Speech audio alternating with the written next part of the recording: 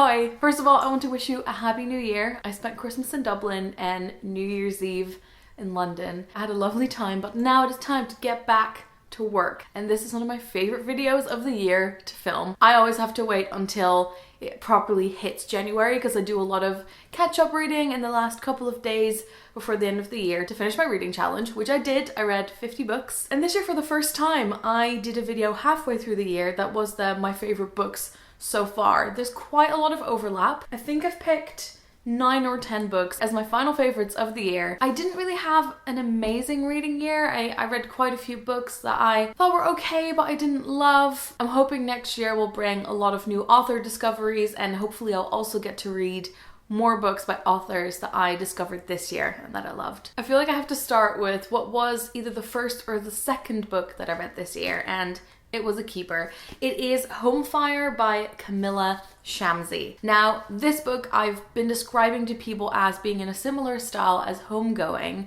so it's really easy to read. It contains so much. It's so beautifully written. It is a retelling of the play Antigone, which I actually did in high school, I think. The older sister is studying in the US, and she finds out that her younger brother has disappeared. The younger sister is starting a relationship with the son of a powerful British Muslim politician. It's all interwoven, and I just thought it was a really, really interesting and gorgeous read. Next up, I've got a YA one. It is The Boneless Mercies. I actually worked together with the publisher for the campaign of this book, and it was just so up my street. It's kind of a mix between a medieval, fantasy, and Scandinavian setting. It's about a group of young women and one man, and they are boneless mercies. They are mercy killers who travel from village to village, and then people will come to them and request help for people who are sick or want to die. When they come into town, people kind of fear them, and then they're trying to figure out what they want to do with their future, and all of them have different ambitions. There's this monster in a different area that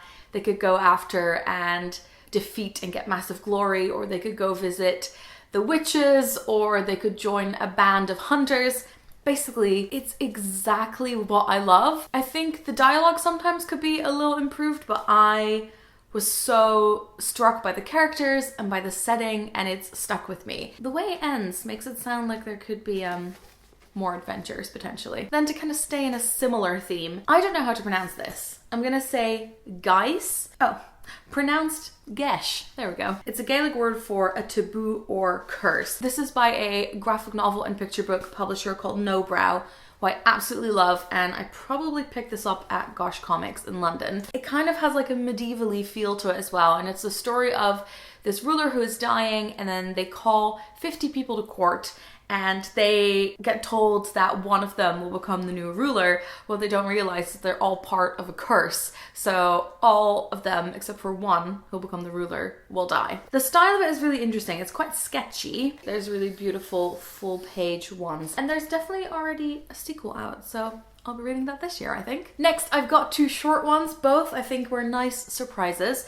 So this is Shirley Jackson, The Missing Girl. This is part of the Penguin Modern series, where it's different authors that they've selected, and they've taken either some essays or some excerpts or short stories and put them together, and these are short stories. I have only read one book by Shirley Jackson, and I really loved just getting to know her writing a little bit more and getting a nice sample of it from this. And they're basically about the darkness and the creepiness in everyday life, which is right up my street. And there's one in here as well that pretty much reads like a Black Mirror episode. Again, hopefully next year I'll read more Shirley Jackson. I've got some poetry in it this year. I think that might have happened before once or twice, I'm not sure. And this is a bundle called Don't Call Us Dead. I read some poems from this bundle partly for work, and then I just read the whole thing. I thought it was incredible. I want to reread it. The poems in this deal with race, sexuality, AIDS, police brutality, and so much more. I think the best way for me to recommend this is just to put some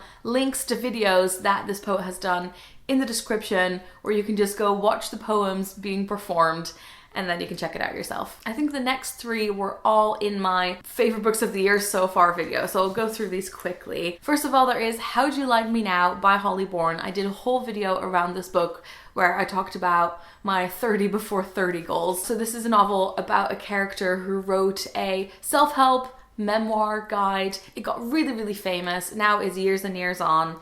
She met her perfect boyfriend, they've been in a long-term relationship, everyone thinks she has the perfect life, but she's quite insecure. The relationship is obviously not working out. All of her friends are getting married, having kids. Her publisher wants her to write another book, maybe about successful long-term relationships, and everything is kind of crashing and burning. This was both a really fun and really stressful read, and I think it's just incredibly relatable. Let's talk some more about unhealthy relationships. Almost Love by Louise O'Neill. You will know her from a Love the Way book she's written, and this is her first adult novel. I think this character is maybe in her late 20s as well.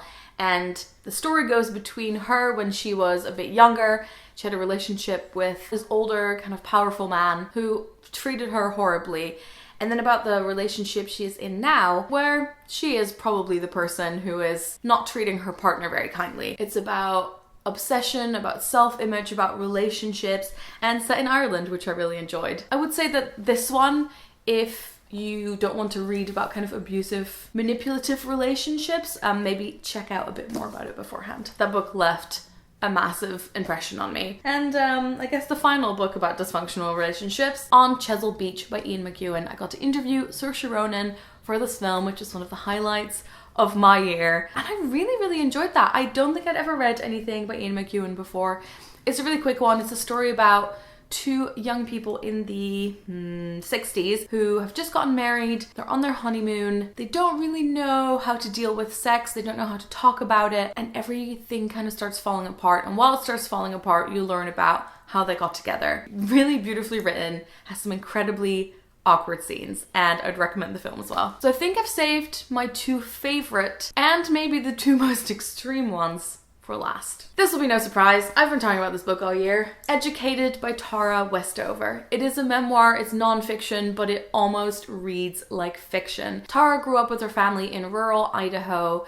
Their family was always preparing for the end of the world. Her dad would put the kids in really dangerous situations. Their mom makes herbal remedies and is a local midwife. They don't have any birth certificates. They don't go to school. They don't go to the hospital or to doctors. And this is about Tara growing up and sort of pulling away at some point, and then going to school and going to university and building this life for herself. And I got to see her at the Lush Book Club, and it's just incredible when you see her talk and then you read this book, and putting that together is hard. Seeing what she's gone through. There's a lot of extreme stuff that happens in it. There's a lot of cringing and just feeling terrible for everything that this family is going through, and also a lot of things that could have been avoided. And I think a lot of it for her is also about how do you reconcile learning that things that your family have taught you maybe aren't true, still loving them, but then also dealing with abusive behavior. There's a lot in there, but it is absolutely incredible. And then finally, I'll Be Gone in the Dark. I posted about this on Instagram, and I don't think I've ever had more messages from people saying this is fantastic, and it is. So this I read because I've been listening to the podcast My Favorite Murder pretty much all year, which is a true crime podcast. They talked about the book and they interviewed some people about it, so I picked it up.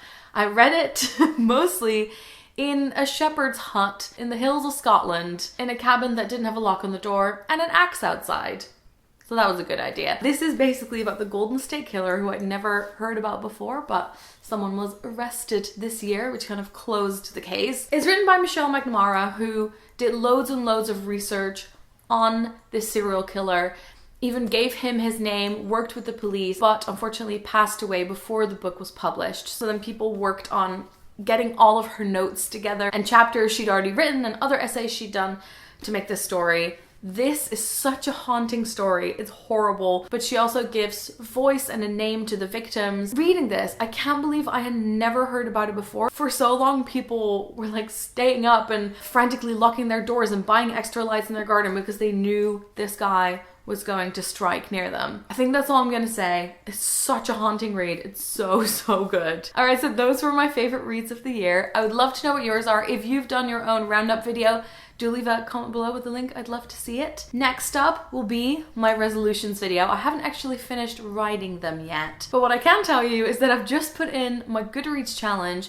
and this year I'm going to try and read 100 books. I'm going to try and get through this beautiful backlog. Thank you so much for watching. I'm excited for another year of videos, and I'll talk to you soon. Doei!